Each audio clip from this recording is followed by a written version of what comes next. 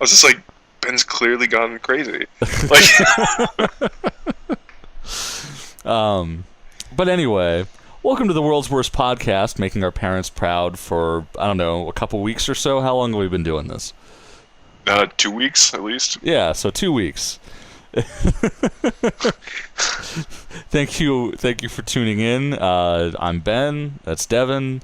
We've got stuff to talk about, and we'll see how long this one goes. But I guess, yeah, we can start off by just sort of talking about what the last week or so contained for each of us. If there was anything worth talking about. I don't know, Devin, do you want to start? Anything interesting for you? I've been watching a lot of movies, actually. And yeah, great topic. Going to start right off by alienating everybody. But I watched the Purge and the second Hobbit movie. Ah. And yeah. Do you want to start with the second Hobbit movie then? Neither of them. Yeah, I think that's going to be the most optimistic of the two, but neither of them were good. Ah. Just not good. I could, basically, first and foremost, with any story, anything at all, as far as I'm concerned, if you use a Deus Ex Machina is only okay in instances where you're getting people into trouble or in some kind of negative situation, some kind of drama. It's really only useful at the beginning of the story, you mean? Well, it's useful anytime. Anytime it's even useful to get them out of trouble.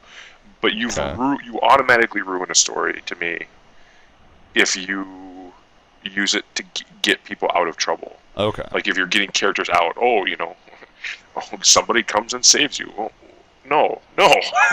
And as it turns out, this magic device will solve your exact problem.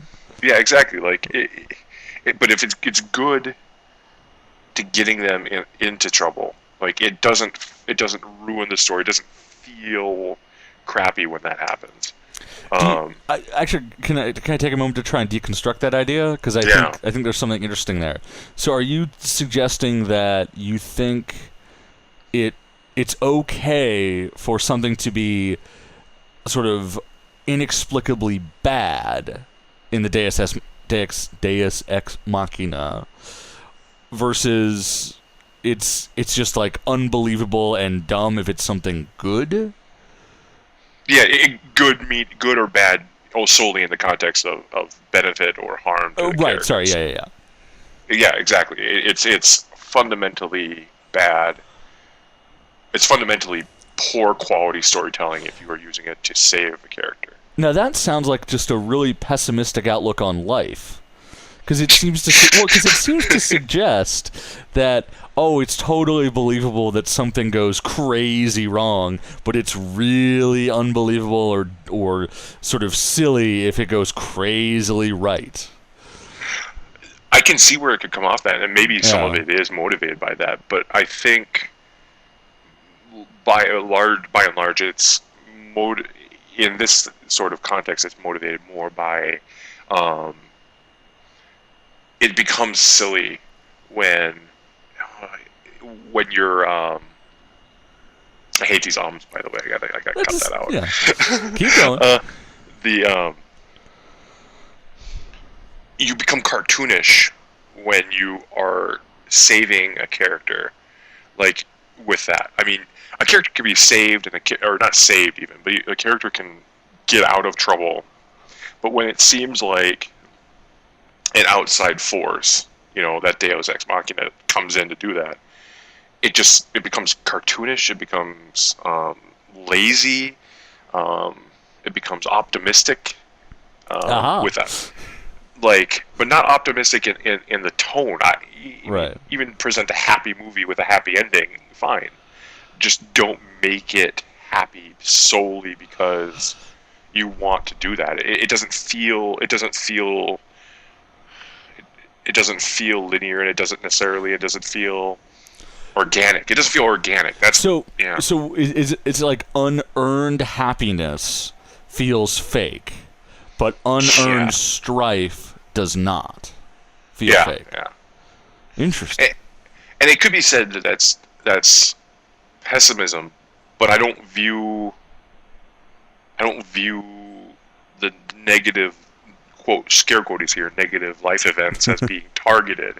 You know what I mean? It doesn't, when something bad happens to someone, it doesn't feel that way because the universe sucks, or the universe, that there's some force out there that's making things bad. Right. But when you're trying to make something good, it feels like God's in the machine, and that's just, I can't stand that. It's just like, let's talk about the Purge here. Okay. In the context of that, like, there's a lot wrong with the Purge. I wasn't expecting it to be a good movie. I finished it solely because I wanted to talk about it on here, but it was a 1 out of 5. It was unwatchable. Do you want to give a description of the plot so people know? Yep. From here on out, I'm going to be ruining any spoilers for this movie. 1 out of 5 movie. Or Lord of the Rings, or any movie that might be spoilers. I'm just not going to think about it. So just be fair warned that these are spoilers coming up. Okay. So the plot is that some people who are the new founding fathers, they're just labeled the new founding fathers, and somehow they magically were responsible for 1 night a week, all governmental rights and protection for anybody who is under a certain level of importance to the government, are no longer, they have zero rights of any sort. And they gave it to like level 10, which they did not explain whatsoever what that even means. But yeah, so any murder, rape, anything is perfectly acceptable. It's the law. I mean, it's the lack of law is the law. But what's the Hobbes? Or contractarian, and I can't remember the term here. State of nature. It's a state of nature. And so the character we start dealing with, it, I forget his name, unfortunately, but is a salesman who apparently sells home defense kits. They install these home defense kits. Uh-huh. And it's a father, family guy with a wife, 2 kids. Apparently the daughter is dating, the older of the 2 kids is dating someone. They don't really the dad doesn't really approve because the kid's 18, she's not. And the Purge comes. And there's a lot of weird. I'm not good at giving plot summaries, obviously, but the Purge comes. They lock down. Things go over the windows, and then the drama just kind of happens. Where all of a sudden there's this guy yelling about, coming down the street and asking for help. And someone and the youngest of the 2 children, the boy, lets him in, and then that's where the real drama of the plot goes. So I would say that's the summary of the plot so far. I mean, I don't know how much without just telling the entire story, but well, I mean, I guess whatever context you need to make your point. Yeah, fair enough. So the person gets let in. People who are hunting him come and want the prey, their quarry back, and the one thing leads to another. They decide nope. All of a sudden, we're not going to give up the guy, even after they torture him, and to get him to submit so they can toss him out. Trying not to actually bring up the problems with the movie that I've been thinking of as I'm describing this, but then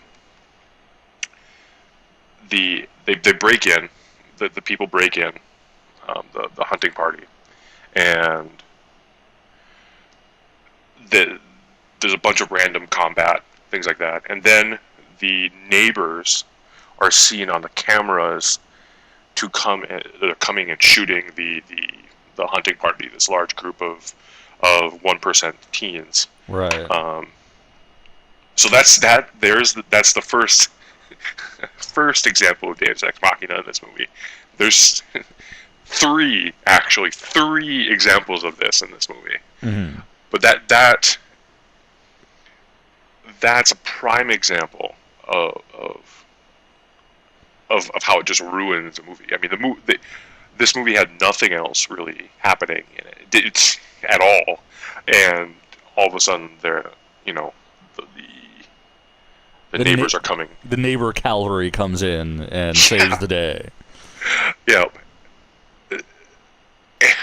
Oh, it's such a bad movie. But that can't happen if they can't get out on their own or kill the monster, for lack of a better term here.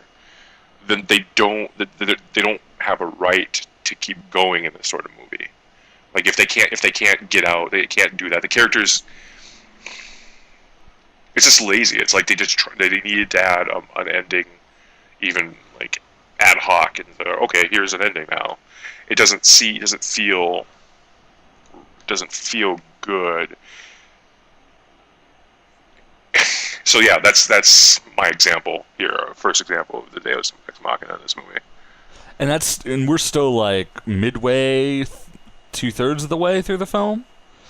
No, this is 85% of the movie is already done. Maybe 90% of the movie. So nothing really happens all the way through this movie. There's some minor things that, nothing really happens in this movie. Okay. I didn't know if you were asking if you're going to make a point after that, so I didn't want to keep talking. Oh, no. Yeah, I was just curious where we were in the plot. Yeah, so the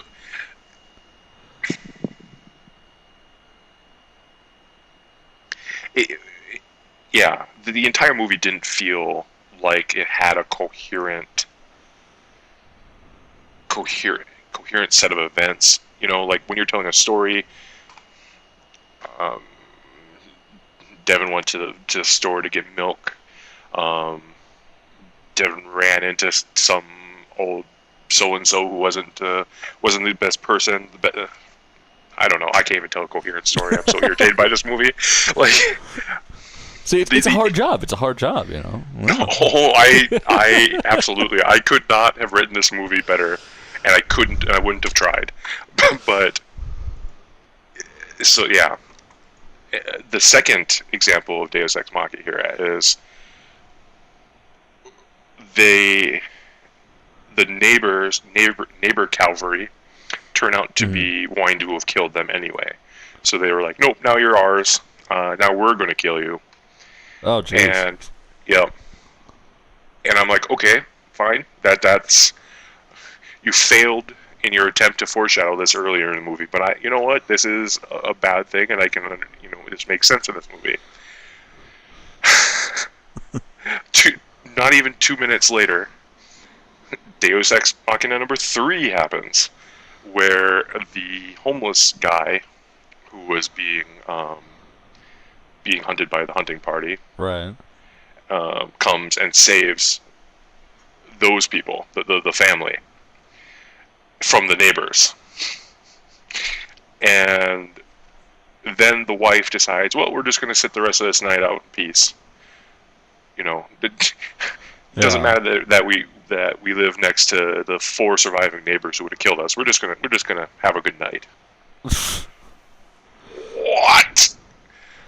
That I don't know. The whole basic plot of that movie just seems it just sounds like some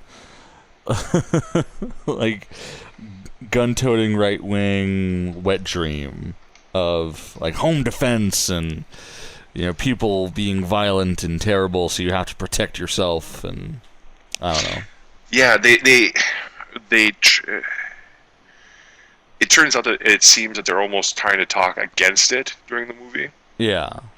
They have zero political dialect about that in the movie. There's a bunch of, America comments, and that's about it. And talking about the 1% a little bit and how they're so much better than everybody else. Ah, of course, yeah. And then the family all of a sudden decides that they're against this sort of thing. Oh, really? Yeah. And it happens at the worst time too. Like the most obvious, after they torture the army guy, by the way, the military, the homeless guy. So after the father tells the mother to torture him, and it's just like, wait, why was he being tortured? Because they wanted to get rid of they wanted to give the homeless vet to the 1% kids, so that the 1% kids would not break in and kill them. Right, but so they tortured the homeless guy to get him to be compliant to be removed from the house. That seems like a weird way to go about it. Well, yeah, the father was all about getting him out and tying him to a chair, and everyone else is like, no, sort of, maybe no. This doesn't seem boo this. Right. It felt like a boo this moment too. By the way, it wasn't even a very strong negative. So yeah, the guy, because he's competent after getting knocked out, is wrestling against the father and is winning, in spite of being tied up, hands and legs. And so he instructs the wife to insert a letter opener into the stab wound of the guy who the stab wound was inflicted prior to. Oh, okay. So it's not so much that they like tied him to a chair and like, we're gonna torture you until you willingly walk outside. It was right. As a part of like the melee, he was sort of attacked at the behest of the husband. Yep. To try to get compliance. Yeah. So that they could peacefully remove him from the house. So after she stabs him twice, then they decide, well, maybe we don't want to do this anymore. Maybe he's not such a bad guy after all. Maybe this is really wrong. Yeah. Okay. It doesn't even feel like a narrative. You know what I mean? Like, it doesn't feel like these things, like these are people, are rational actors doing anything. Mm-hmm. There's kind of events happening. Yeah. And this could have been a vehicle for something. It was never going to be a good movie. It wasn't going to be good, but it could have at least been a vehicle for thought, for anything. Like the lame, attempts even to label any of these things as topics was an utter failure. Well, like even just the whole justification for why it was considered okay to just have one night a year or whatever, where it's like, you can kill and do anything. Like, why? Well, they alluded that it stimulates the economy, and the people are happier and they work better, but it's also admits in the maybe 2 seconds or 30 seconds of actual events that this is only punishing the poor and the handicapped. Right. That this is not. It's a nonsensical thing.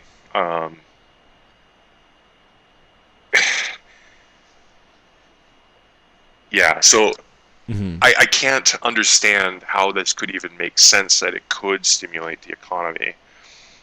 It might be like saying, "Oh, I've never seen a tiger, and my wallet's here, so clearly my wallet stops tigers from happening."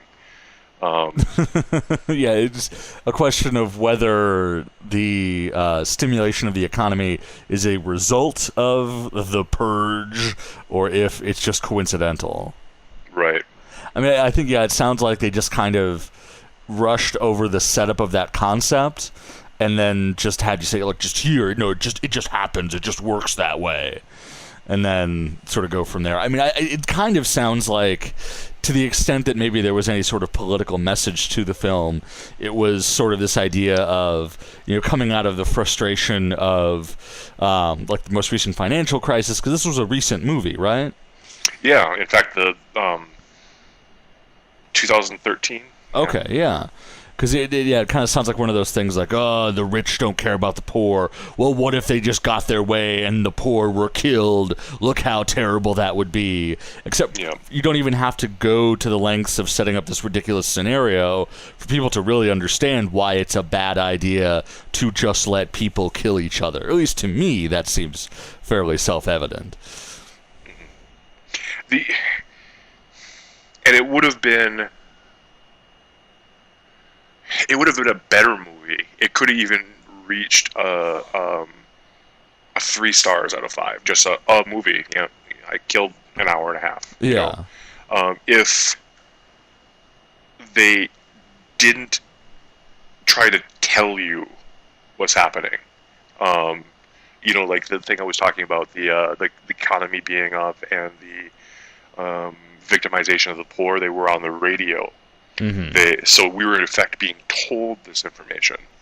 Right. I don't know if you've heard of a movie called The Heart is Deceitful Above All Things. No. It's the director is Asaya Argento, and it's a really, really masterfully done movie.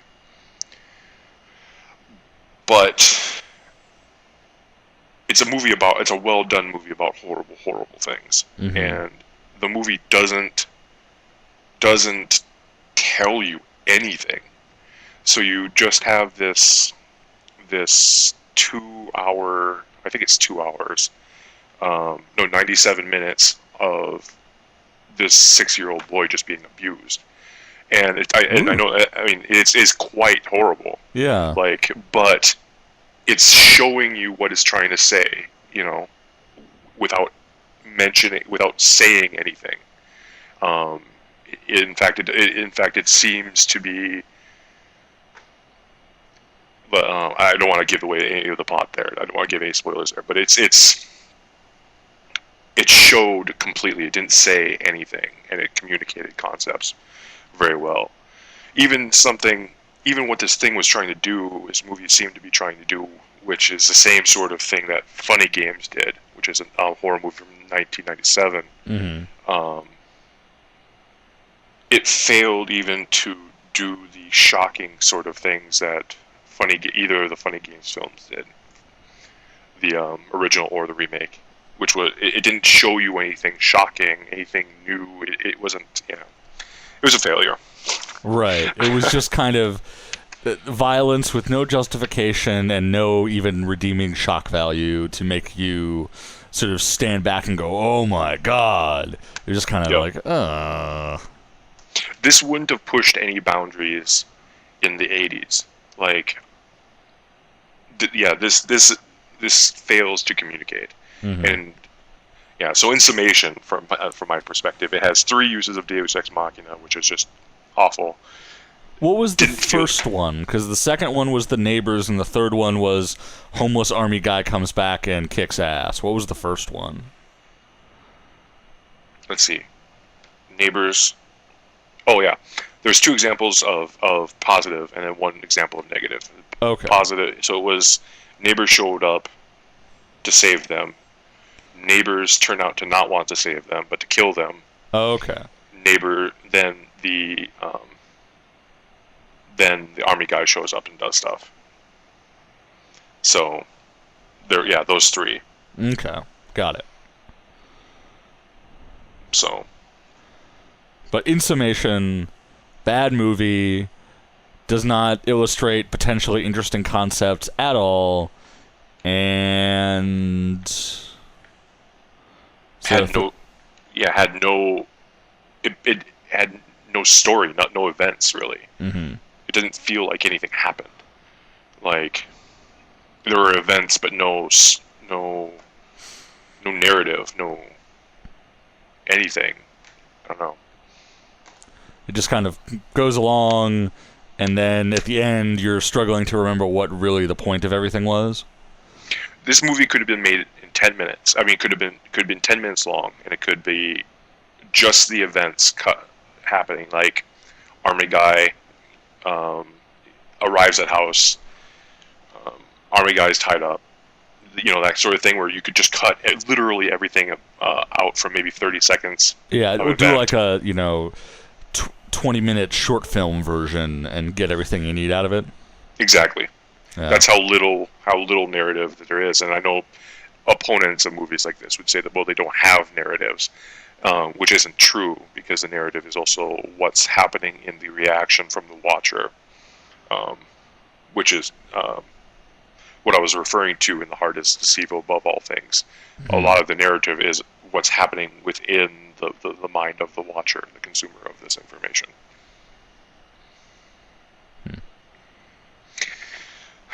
Yeah. So, Purge, terrible movie. What about it was the second Hobbit film? Yep. I want to like these movies so much. I really, really do. I want this.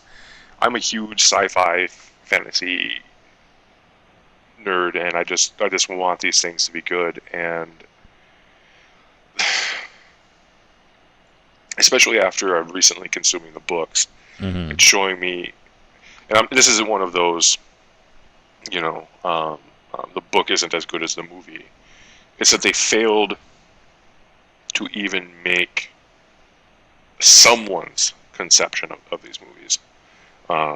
It's like they're trying to make an entirely standalone movies that vaguely have some of the plot ideas and feeling of the... It's like taking the skeleton out of The Hobbit and just kind of putting stuff on there and putting a lot more meat than even the skeleton of the movie can or the books can handle. It should have been one movie. It should have been one 2-3 hour movie at most. Yeah. The jokes are... It's a movie of pandering. It's a movie of beautiful pictures, wasted talent, acting talent, and just horrible jokes that and pandering that just insult the watcher. Trying to recapture... I mean, I knew this was going to be a bad idea from the moment they said it was going to be 3 movies, because, you can't... It's clearly an attempt, I would say, by the studio to say, like, well, we've still got this extra material, and the first trilogy was so good, let's do that again, except in a completely different context with less material, and, like, trying to turn it into some kind of event like the first 3 movies were. Yeah. But my objection to in the first 3 movies, it stands in these 3 movies too. I mean, the right. buddy comedy between the dwarves and there's a love interest thing going on between I can't remember the actress's name, but the female elf and one of the dwarves. And I'm just like, why? Why is this something that we need? What is happening here?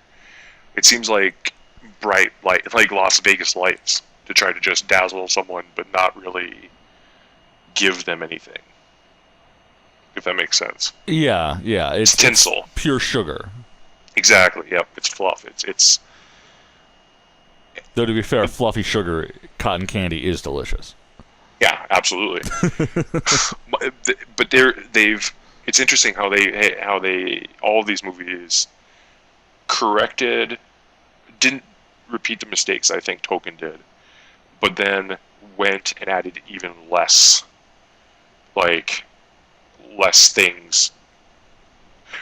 They added fluff to the story that wasn't extraneous in the same way that it was in Tolkien's writings. They stripped away some of the large-scale genealogy and history that bears no direct impact on the specific plot of any of the books, but in doing that, they failed to replace it with anything of higher value or importance.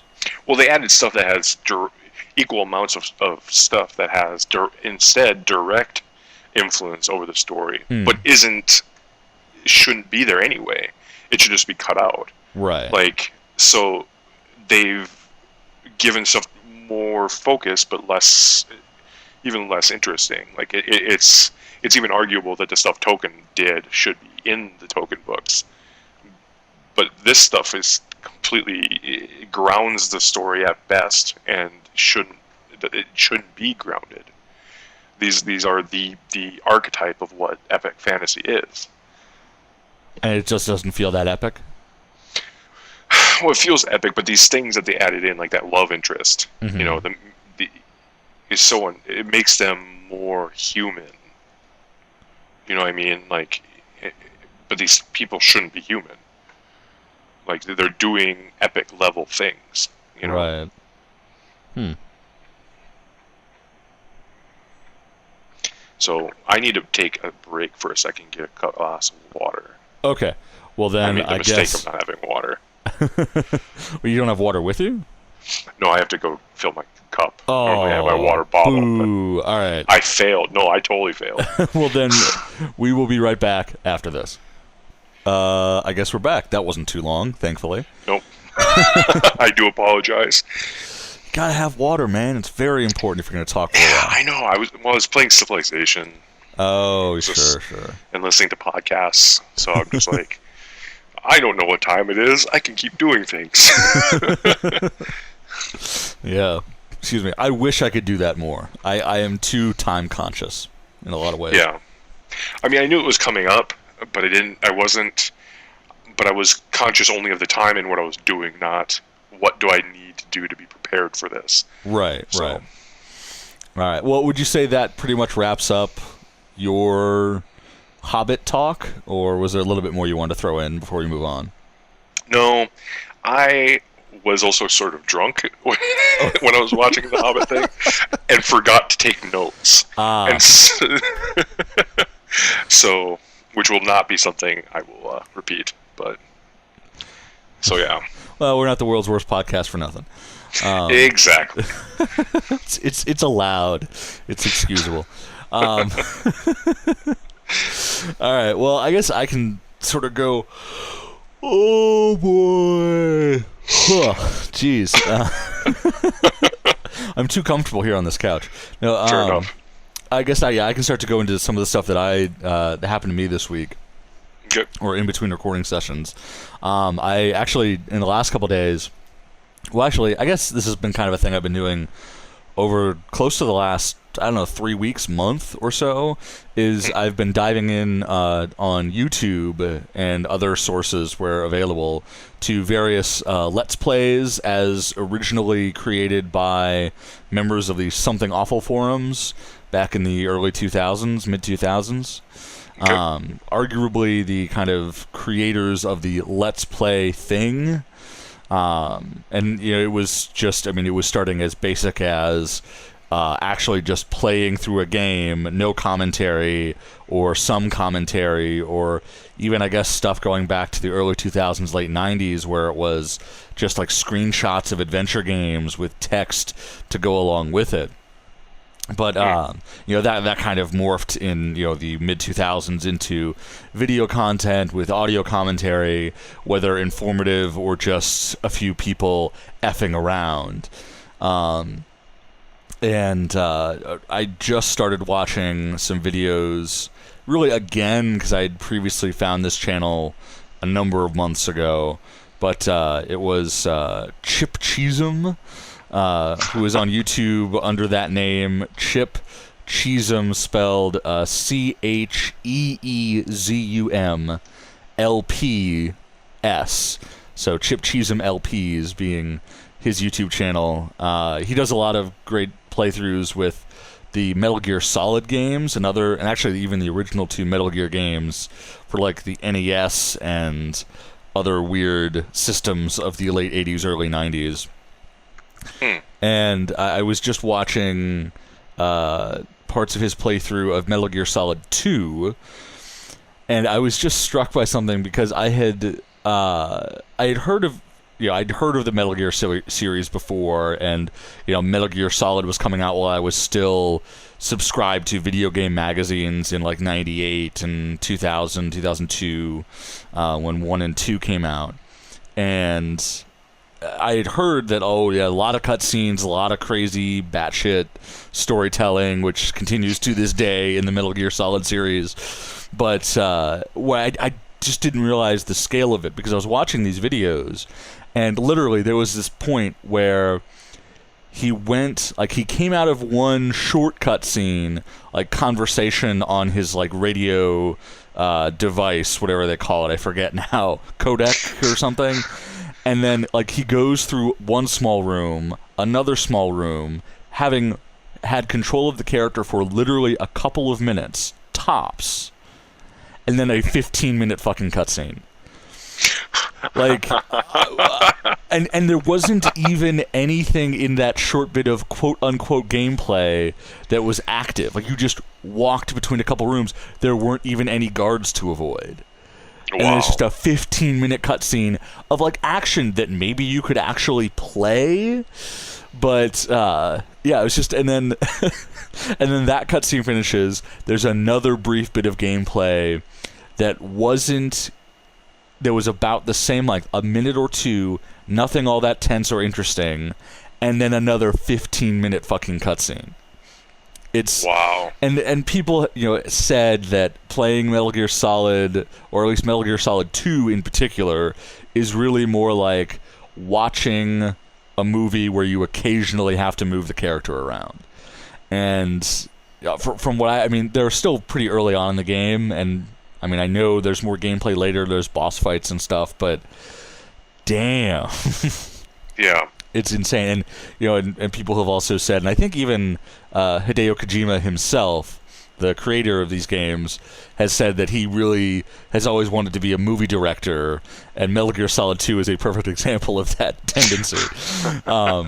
But it's just unbelievable. Apparently... And I watched bits of Metal Gear Solid 3, which seems really interesting and seemed to have more gameplay, but still some of the same problems.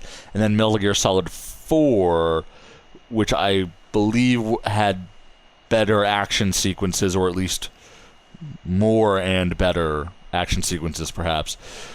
I haven't really played that game. Excuse me.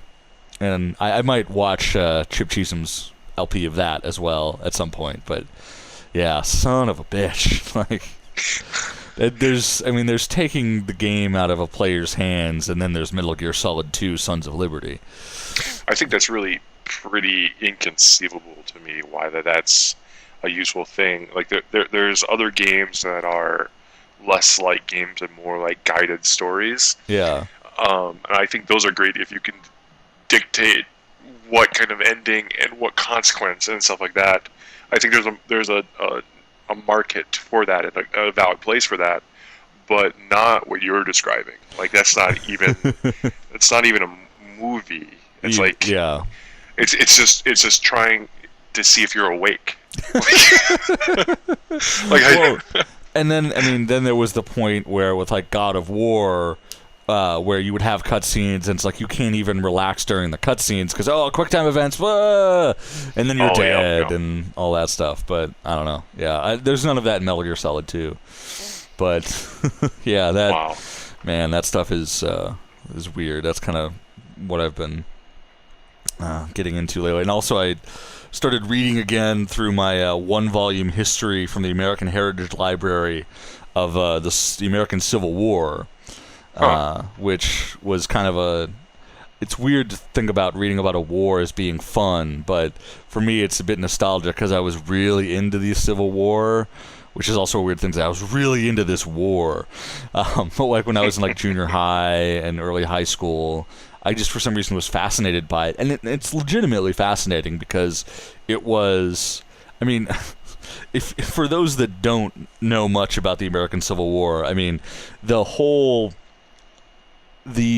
what surrounded the beginning of the war was such a just weird set of circumstances that you could hardly imagine ever happening again, because there was the southern states seceded, there was the attack on Fort Sumter or Sumter in Sumner, I can't say it right, in South Carolina. that was sort of the official opening of hostilities and set everybody on the path, the unavoidable path to war. And then there was the first Battle of Bull Run, which was just a military catastrophe in so many ways, but compounded in the end by the fact that people came to picnic on the hills surrounding the battlefield. Yeah, that's right. And it was like, oh, it's a jolly day out at war, ha ha ha. Like, what the hell kind of mindset is that? Oh, it's going to be so fantastic. We'll watch old Johnny Reb get killed in the fields, and then this whole thing will be over. And I just cannot imagine something, being more wrong about how something was going to go, but then also just the whole notion of picnicking at a battlefield, an active battlefield, is just so, and so just all of those elements of a young country coming to understand what war is in a lot of ways, in a lot of weird ways, and it's a very, very fascinating conflict, but it's just memories, being reminded of just how crazy those opening weeks were. Defies description in a lot of ways. What specifically brought you to be interested in the Civil War as opposed to other wars? I mean, don't get me wrong. I still am, and used to be a much bigger military history buff, but I still am. But why specifically that war? Yeah, it's hard to say. I mean, I certainly, like, military history and stuff was something I was aware of from a young age, because one of the first things I ever did sort of in my free time was we had this old Macintosh computer growing up that had Chuck Yeager's Combat Simulator on it. And, my dad was always a plane guy, and so, flying, those fighter planes and stuff, kind of led my brother and I into military history paths. And it's hard to say. I can't really pinpoint a time where I kind of made the choice of, the Civil War is very interesting to me. It just, I can't say how it started, but I can say why it's still fascinating to me, and a lot of it has to do with that coming of age, coming of understanding about war and about the particular, the particular issues involved of slavery and freedoms and states' rights, quote unquote, and how that played a role, and just the drama and passion of it all is something that's quite interesting to me. And I think maybe there was some element of just like seeing pictures of the conflicts and of something almost romantic about those images and the nature of the war. I don't know, I think it was just something that was really interesting to me. Whereas I guess I kind of always felt, I became somewhat more interested in high school in World War II after watching the Band of Brothers HBO miniseries and reading the book that it was based on, and playing games like the original Call of Duty and Battlefield 1942 and that sort of thing. But it always struck me as a more mechanical and, I don't want to say impersonal, because that's, you watch Band of Brothers, it's not impersonal at all, but it just didn't, it lacked a certain, a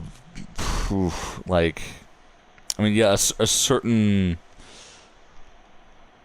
drama or romance about it. It was much more, I would say that at no point did I ever feel enchanted by the notion. I mean, weird to be enchanted by warfare, but I don't know.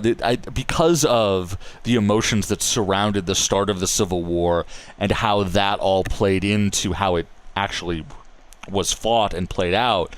That to me was more interesting than just the hard-nosed violence of World War II, I guess.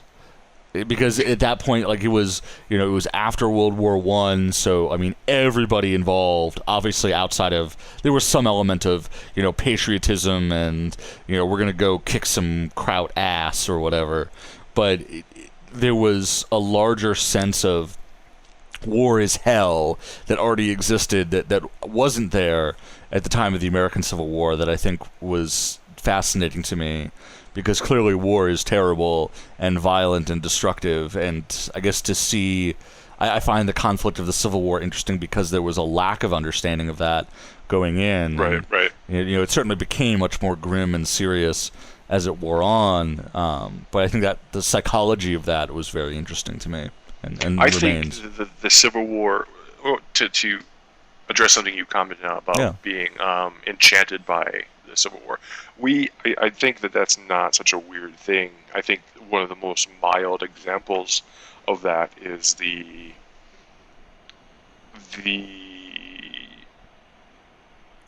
almost, I don't want to be dismissive about this, I don't mean to sound like this, but the hero worshipness that we have in this country for soldiers, for example. Right. I think that's the most mild example of how of being enchanted by war. And I don't think that's separable from the romance of a time period or of a set of events like that. Yeah.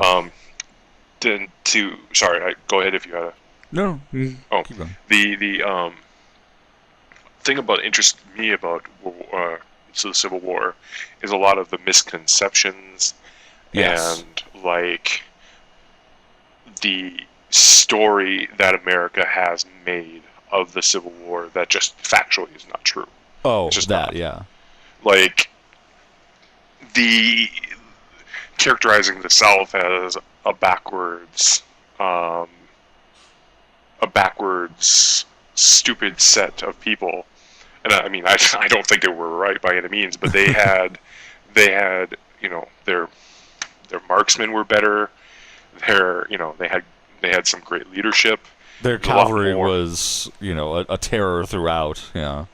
There's a lot more to it. It's just not as complex as how we are describing it. Well, and I think too, like, one of the things that is amazing about the war is that it went on as long as it did because the South crippled itself because it tried to essentially ransom its cotton from from Europe, which they perceived was going to allow them to get whatever they needed instead of actually just selling it on the open market, which destroyed what little economic power they had. And then so they weren't built. The South did not was almost entirely agricultural and rural.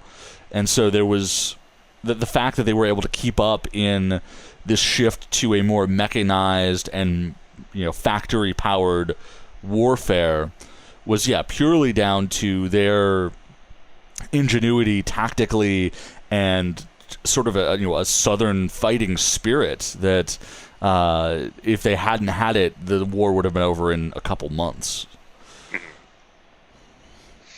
Yeah, I find those little things to be so much more interesting, and I think not so much. I mean, it's all interesting, but I think those are more interesting for being lesser known by everybody, and I think it says a lot about us by us not knowing about it. Another example is like, I want to keep talking about the Lutheran Reformation, for example, the war that happened during then. But like even the Korean War, which is much more accessible for people, I think. Like it's completely forgotten about by people, but the dynamics of that war are very interesting. And Would I you- just totally lost my thought there. Go I ahead. was gonna say that's like, yeah, we sound like war hipsters though. Like, so you're like World War II. Like I'm more into like the unknown conflicts, you know. Because I guess a real hipster would just be into guerrilla warfare because it's so underground. Oh. Oh man, the thing that interesting consequence of the Korean War, of learning about the Korean War, is I actually got into Korea and Korean Buddhism for that. Yeah. I saw a video today from on TestTube talking about the active wars that are happening. There are. Oh yeah. I don't know if you've seen this video or not, but there are 10, if we count the criterion that it has to be from a larger group of people, and 1,000 people need to die every year, then there are 10 active wars at this moment. I don't necessarily like that criterion, Right. but I think that's interesting that there are 10. Yeah, that makes me very sad. Yeah, and then the fact that it's kind of this notion of, you know, we don't even think about it. It's just conflict continuing to happen. It's it's pretty crazy. We know about the ones that were, of course, involved in like, Afghanistan, Syria, things that are on the news. Mm-hmm. But if it's not on the news, then it just kind of doesn't happen. Yeah. And I think that's a very interesting and complicated idea that I actually going to be. There's a book. I know I'm jumping around here a little bit, but there's a book I've been wanting to read really badly, and it's called. Let's see, make sure I get the phrasing correctly. Mm-hmm. We regret to inform you that tomorrow we will be killed with our families. Yeah, killed with our families. It's stories from Rwanda. Mm. And I've been wanting to for like the last 3-4 years, and I've been trying to make myself more mindful of the larger world and how the things are interconnected. And I want to read this book so badly. So. Yeah, and that's one of those. I mean, that's kind of certainly modern poster child for the unknown conflict. The unacknowledged, terrible, brutal, destructive conflict that most people just either didn't know about or otherwise ignored. Yeah, like it's weird to think even that within the last 30 years, there was an event that killed 800,000 people. 800,000. That's so many. That's, yeah. In 3 months. Like, that's more than the majority of wars combined that are happening at this moment. Mm-hmm. In a year, the casualties in a year of the majority of those conflicts. It's just crazy to me. Well, I guess on that sad note, super happy. Well, we're just about at our time here. I want to pull up a couple other things to maybe try and end on a stranger, perhaps lighter note. I don't know. I got all the time in the world. So, corporations being dicks this week. So, there's this story that I saw on Reddit, and it's from NBC Connecticut. Though I guess at least that's where the link I found was from. The guy's actually in California, so I'm not even sure who to credit this to, strictly speaking. But company pays settlement in buckets of loose change. Which companies is this? So it's a small insurance company. I've never heard of them before. Apparently, it's Adriana's Insurance Service Incorporated. They're based out of California. I don't know. So this guy, he's 73 years old, and he sued this insurance company because he claimed that he was physically assaulted, not insulted, but assaulted by one of the company's employees. And this was back in 2012. He brought the initial suit, and then they reached a settlement in June, and the settlement was delivered apparently partially by check and partially by buckets and buckets of quarters, dimes, nickels, and pennies, amounting to $21,000 in loose change that was dropped off at his lawyer's office. The guy couldn't even lift the buckets, or even one of the buckets, because he recently had a hernia, and apparently, representatives from the company arrived, quote, in a van with 5-gallon containers full of coins. The employees went to the attorney's office and dropped them off in the waiting room and left. Wow. Companies being dicks. Yeah, for real. And of course, the same thing. It's kind of like, I mean, if the situation was reversed and the guy was paying off in buckets and buckets of pennies, it would be this fantastic story of the underdog guy standing up to corporate, whatever negative word you want to throw out there, whereas the reverse situation is just corporations being dicks. Yeah, the crazy thing. I wonder if the old guy is going to do anything about that. Because, if you can get it to a bank, they'll change it for you. They'll take the money. Yeah, but practically speaking, not all banks will do that for free, especially not in that kind of volume. But why not? You're giving them money. They have machines that are designed to handle that sort of stuff. Yep, but that's how banks are. Like, unless you, for example, Wells Fargo, unless you're a member of their bank, they charge you exorbitantly. Yeah, a member of their bank. The guy's going to have a bank. He just takes it to his bank. That's what I mean. Right. But I can see it being... Because that's the thing. Like, yeah, the bank is... If you don't have an account with the bank, there's some logic in it because they're just providing you the service of changing it into a more useful sum of money. But if you're taking it to the bank you have an account with, I imagine your bank would be more than happy to take your money, especially if it's $21,000. I mean, yeah, that's a lot of coins. I can't even begin to imagine. I just think it's not inconceivable to me for some reason. But it's not important. This is way less important than the bizarreness of this situation. You've heard comments, or sorry, go ahead.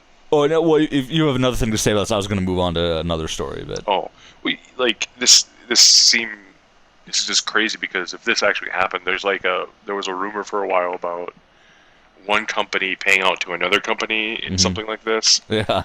I don't remember what that was, but that ended up being fake, which was interesting. But I don't know. As far as I know, that story is entirely legit. Well, I mean, there's pictures in the article of the guy in his lawyer's office with coins arrayed on the desk of them doing some counting or something. Nice. But and then sort of on the flip side of that, guy being a dick to a corporation, but in a really dumbass way. So there was this again, a story came out a couple days ago. A guy was trying to blackmail, essentially is the word they used, Subway for $35 million because he threatened to release a video that was going to show their shady business practices. And the video was originally under a restraining order, but it found its way out somehow. And apparently the whole video is the guy talking about how their nutritional facts are a bit skewed because they'll talk about, we've got 6 subs with 6 grams of fat or less, as long as you don't get cheese and sauce and bacon on it. Right. Which is common knowledge, is it not? Yeah. Because it should be. I mean, I ate a lot of Subway when I was in college, and because there was that, the Subway I'm talking about. Yeah. And yeah, like you stand there for even a minute and you look at the sign like on the sneeze guard that has that display on it, and it specifically says, without sauce or cheese, these are the nutritional facts. And this guy's saying, but Subway isn't making that clear enough, I guess. And it's on the napkins, too, that they would give out, certainly at that time. And he's apparently trying to get $35 million for this sensitive information. I don't really understand it. Yeah, I think that I can understand why someone might say this is kind of shady. Yeah. But this is not new. None of this information is new. Companies doing this isn't new. And that's the thing. It would be really shady, like legitimately shady, if they didn't have those pretty clear signs that were everywhere. Like if you go into a Subway and you look at the menu that has that stuff on it, it says, easy enough to read in my estimation. Like if they didn't have at least that extra information there, then yeah, it's shady as hell. But at this point, it's just like. It's really, it's calling everyone else in the general public morons, which sometimes is correct and useful, but I don't think we're this dumb. I don't know. I have my days. Well, yeah, it's the old George Carlin line, think how dumb the average person is, and then realize that half of the people are dumber than that. Yeah. But... yeah, so yeah, that's kind of all I wanted to throw in there. I think that pretty much does it for this episode. If there's anything else you wanted to add, Devin. That we got our first troll on our YouTube channel. Oh yeah. Yep. And I wasn't really thinking about it, and so I checked up on what they were saying, and I was like, oh yeah, I just got trolled. Good work. Hey, you know what? That means someone watched it, or at least someone just found it some way, one way or the other. So I don't know. Yeah, absolutely. That counts for something. Just to make sure we're on the same page, next Monday, you will be in transit, so we won't be. No, not next Monday. Excuse me. Next weekend, I will be in transit. Yeah. What's the date of our next episode coming up? Being aired? We might be able to put one out. Let me look at the calendar here, because I have. So next week I'm preparing to move to Michigan for graduate school, and we would the days we would normally record to put out an episode Monday the 18th will be me moving. So I would say at this point definitely by Monday the 25th. So this will release on Monday the 11th. And the next one after this one will be on the 25th. Yes, that's what I can promise. Okay. Maybe we'll throw maybe we can have a mini episode in the interim or something. But yeah, I have a long way to go. So. Right. So until we can basically say, yep, we release on Mondays. I just think it's a good idea to. Yeah, Monday the 25th will be the next one for sure. Yeah. Cool. All right. And I got nothing. All right. Well, thanks again for listening. I've been Ben. He's been Devin. This has been the World's Worst Podcast. Bye-bye.